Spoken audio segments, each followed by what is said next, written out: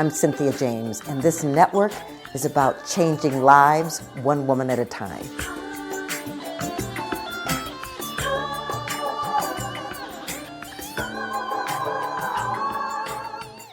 Hello and welcome to Women Awakening. I'm your host, Cynthia James. I get the honor of introducing you to women that inspire me. You know, I really believe that this show is actually a platform for women to bring their gifts, their wisdom, their light, their power, because I think it's our time on the planet. I think we're emerging. I think women are saying, I want a seat at that table. I want to stand in my power. I want to be an executive in that company. I want to be a change maker. And so that's what you're going to meet every week. You're going to meet a change maker. And so we are on iTunes, iHeart, Spreaker. We're on YouTube. Go and subscribe, come back every week. And I guarantee you that you will meet an extraordinary woman each time. So my guest today is, first, I'm going to read her bio, and then I'm going to tell you what I know, okay? Her name is Janine Valentine. She's an entrepreneur. She's an author. She's a poet. She lives in Colorado with her 2 dogs. She loves to travel, and she carries with her a sense of humor and curiosity. Experiencing her surroundings with a soul-level sensory awareness, Janine expresses these perspectives and insights through her deeply relatable writing. She believes that by vulnerably sharing our personal journeys, we light a path, inviting others to also engage with their fears, release constraints, and find genuine community. Well, I am so grateful that you are here, Janine. Thank you. So I've known Janine for a few years, and she was part of one of my programs. And I want to get into a lot of different stuff. But first of all, I want you to tell the audience, how did you grow up? You know, because people think if people are authors and entrepreneurs, you know, they just kind of stepped on the planet with all this knowledge. And how did you come on the planet? I came in a very normal way. I was in a very normal middle-class family, grew up in Oregon, and had two siblings, and both my parents stayed married, my whole childhood, and nothing really extraordinary. It was kind of an extraordinary thing that happened was I was an exchange student my junior year of high school. So I think that started my wanderlust, my, love of travel and connecting with other cultures around the globe, just wanting to be a part of community in a more broad way. But otherwise, it was a really normal childhood. Okay, so you felt seen, heard, supported, nurtured. I mean, in the way that parents did in those times, right? I mean, it's like my parents weren't taught or equipped to have those conversations with their kids. They didn't know how to have them with themselves. So, right. Emotional intelligence was not a thing yet. Right. So no, I mean, they were busy. They were very much structured, perfectionist, and we kind of I balanced between excelling to, meet what I saw as their expectations of me and rebelling, so it was just kind of that normal teeter-totter balancing act of wanting to have them be proud of you and, all those things. So there was that. Yeah. Well, I bring that up because, a lot of us came up with parents who didn't have the skill set to invite us into greatness, so we kind of stumbled into it in our own ways. And so I want to talk about, you weren't always an entrepreneur, correct? No. Tell me about that life. Well, I got married at 19 and kind of replicated my home life, and then got divorced at 48.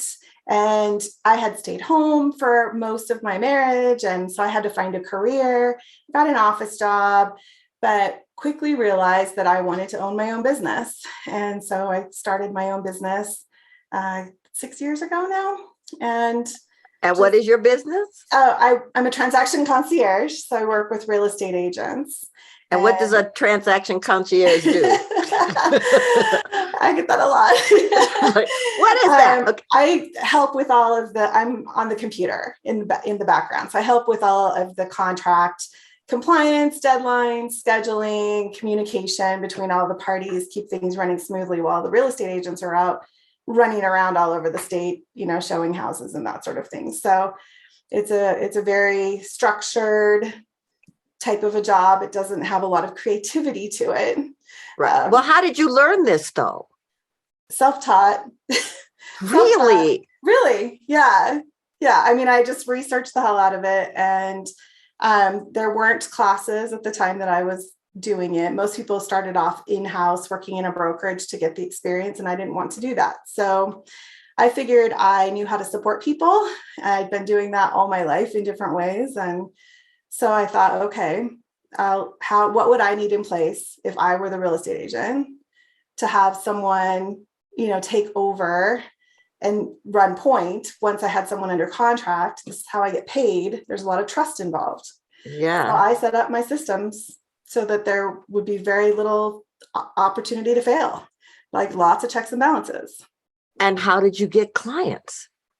I mean, this is fascinating to me because, you didn't know what you were doing. You were researching and did it. Well, then how did you find people? Yeah. Well, I stayed at my office job. I had a wonderful female entrepreneur boss there who was really supportive of me, and she let me come and go as I needed to while I got this going. And I started networking. I started just getting out there and meeting people. Everyone knows a realtor, right? So just kind of worked my way into getting, referrals and people to talk to me, and finally got my first client. It took a while. And I ended up actually quitting that office job because I needed to not have the safety net of my paycheck, because I realized I was not doing the thing that really scared me. I was going places where like newer real estate agents would be, because I felt more comfortable than if I were talking to a really experienced agent. Because what if they ask me something I don't know because I haven't actually done the job yet, right? But it was, the new agents don't need a TC. Right. So I had to really push myself and go do the thing that scared me the most, and had to be more scared of the alternative, right? Of I got no money coming in. So it is more scary to not walk into that room. So that did it.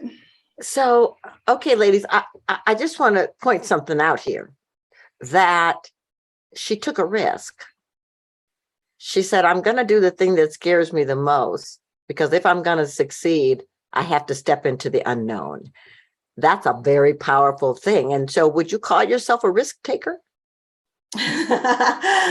No, I wouldn't.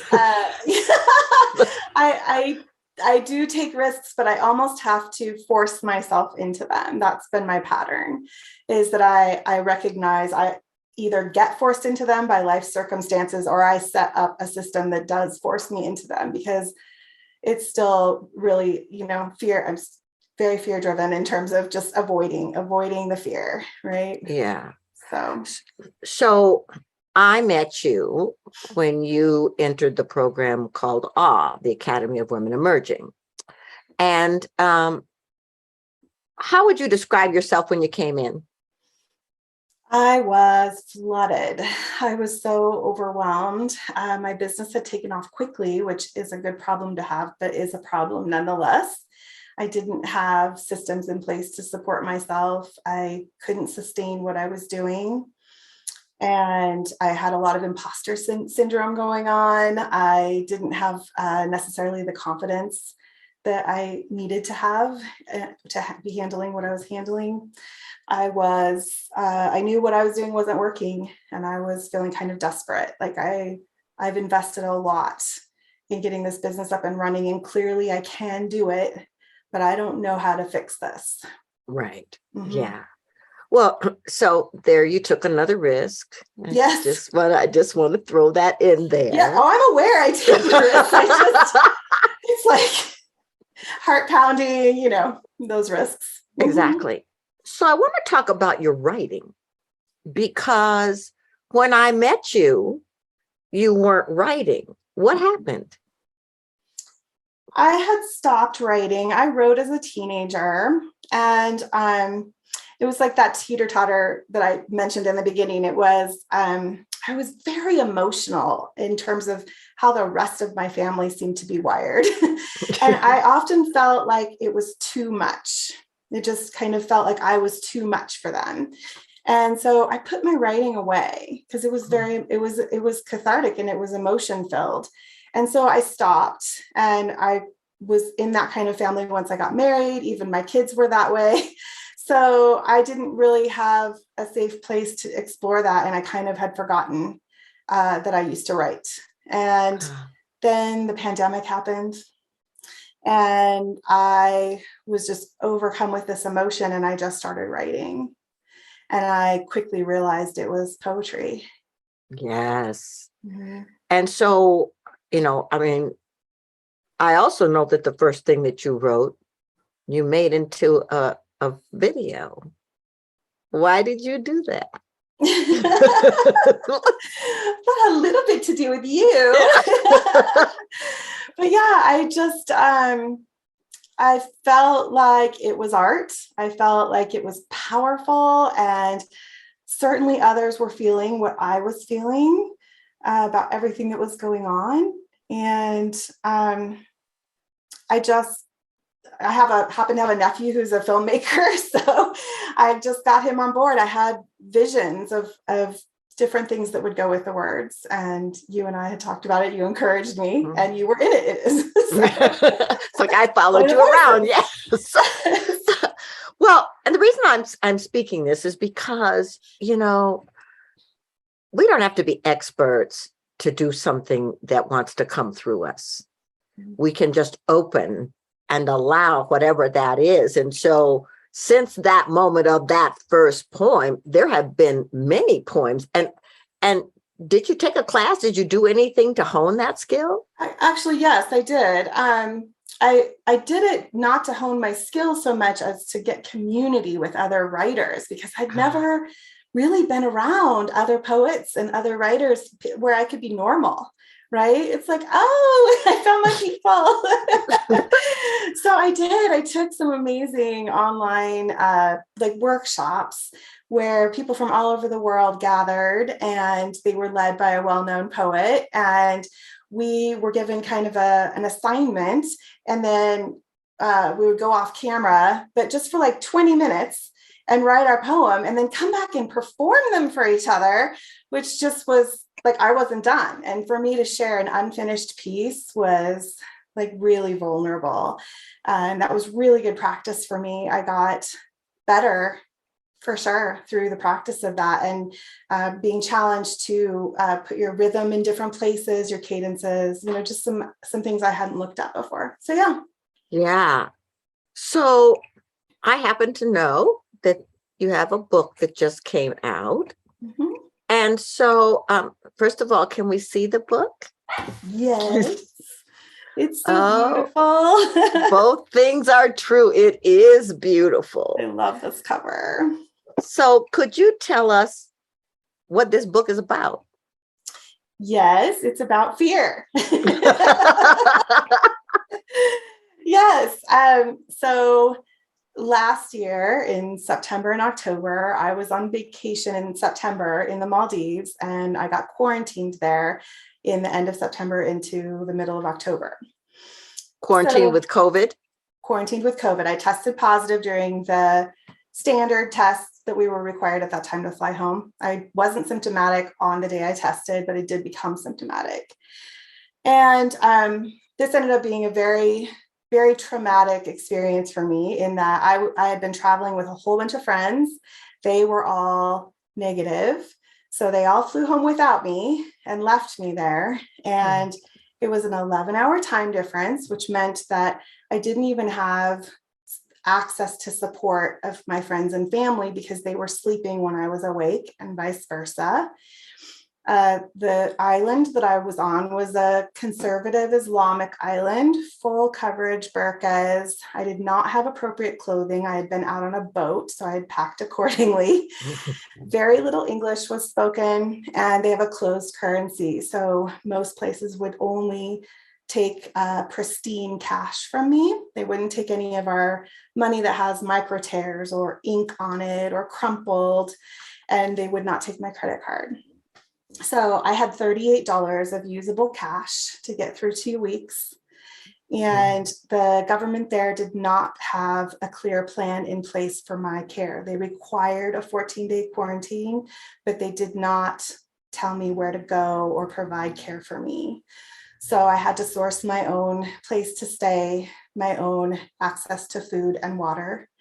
And I ended up having to ration food and water the first 5 days because I wasn't well enough to leave my room, and I couldn't get anything brought to me because A, they couldn't know I was sick, and B, no one would take my credit card.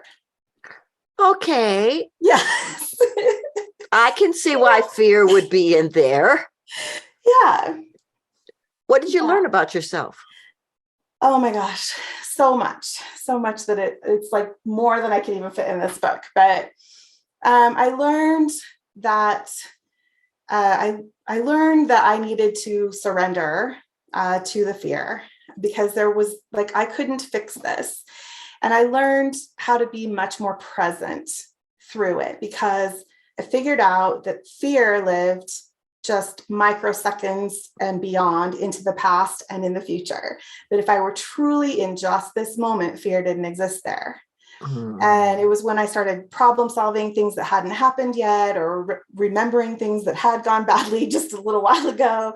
That's when the fear was debilitating. And so in order to keep myself safe, I had to be in a clear mind. And the best way to do that was to stay grounded and calm and in the present moment, and really listen to my body, something I had stopped doing quite a while ago. I lost all my coping mechanisms. So I had to just really be involved with my emotions. And it was really good for me, because I realized, going back to how I was raised, how a lot of us were raised, and that there's certain emotions that are just not as acceptable.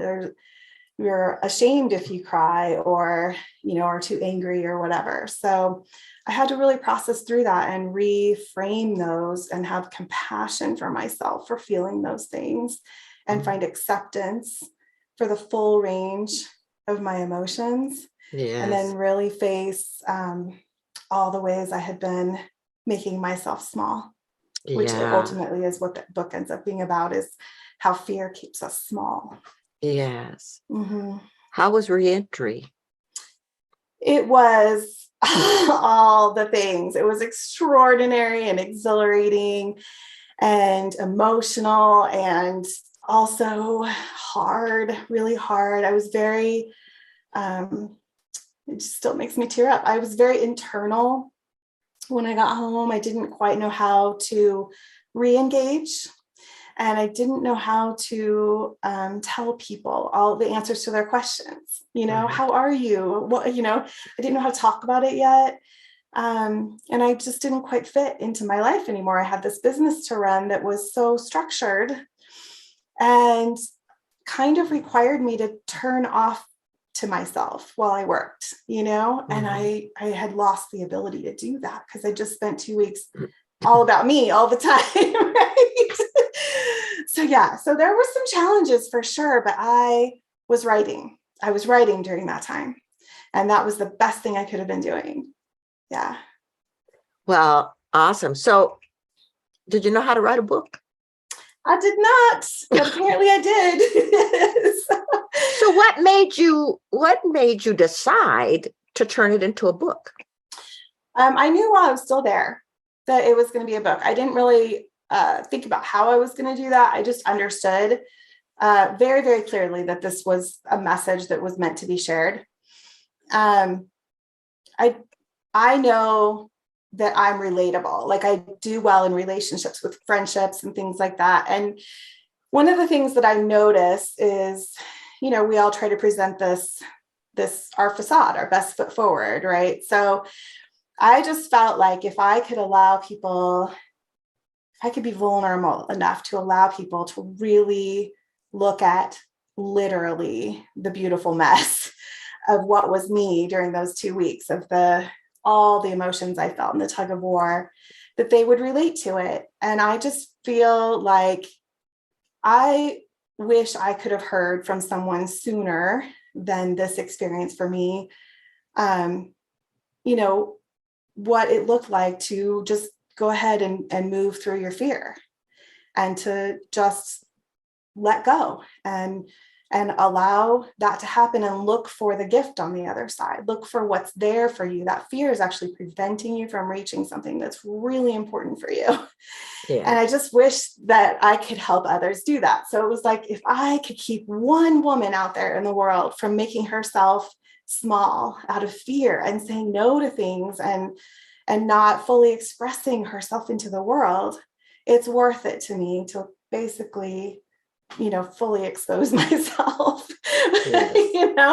It's like, Yeah. let's just show what this looks like and see if it helps people. It's beautiful. It's quite Yeah. beautiful. So how do people find you? How do they get your book? The book is on Amazon. Both things are true. You can search that or search Janine Valentine, and it's available in Kindle and paperback. I am actively recording the Audible version, so that will hopefully be out in December. My website is janinevalentine.com, and there are links on there for some resources and ways to meet me and things like that. Beautiful. Yeah. Well, it's very exciting to see who you are becoming, because clearly there's no arrival for any of us, but it's beautiful to witness who you are becoming and a mission that is emerging within you. Yes, thank you. Yeah. Yeah.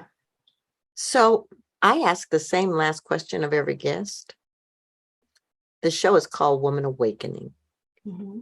What do you think is the most importance about women awakening in this moment? Globally or individually? You can choose. Well, I think I need to go back to that, just the smallness thing, that for too long we have kept ourselves small, trying to meet actual other expectations or our perceptions of people's expectations of us. And none of that is really us, like who we really are. And that is still inside us and just so like condensed and compressed, and it's not healthy for us, and it's certainly not healthy for our world. And just seeing as I watch individuals begin their awakening, and myself included, and just seeing the ripples out and how that's impacting my circles and the circles beyond, your circles, the circles beyond. That's the piece. It's like we do it for ourselves, we do it for each other. It's about community. It's about reach down and grab someone and bring them up with you. Reach up and grab someone and let them help you up, but that's all part of the awakening. To me, a synonym for that is buoyancy. That's how it feels to me. Awakening is about becoming buoyant. Beautiful. Yeah. Well, thank you so much for being here. And thank you for writing the book and being willing to tell your story. It's quite wonderful. Thanks, Cynthia. So, ladies, I'm going to say the same thing I say to you every week in a different form. Now is the time. Now is the time for you to rise. Now is the time for you to shine. Now is the time for you to tell the truth. Now is the time to bring your voice.